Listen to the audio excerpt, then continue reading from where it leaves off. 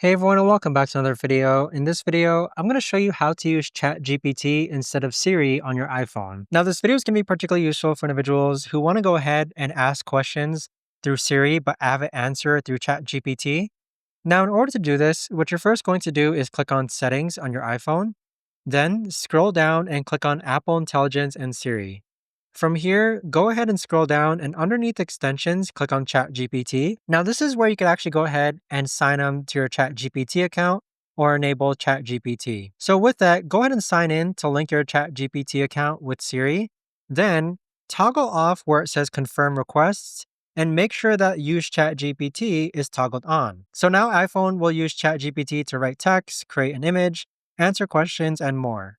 But there you have it, guys. That right there is the best and easiest way that I know of to actually go ahead and use ChatGPT instead of Siri on your iPhone. If you guys know of a better or easier way to actually do this, let me know in the comments down below. I would love to know. Thanks so much for watching, everyone, and I'll see you guys all in the next video.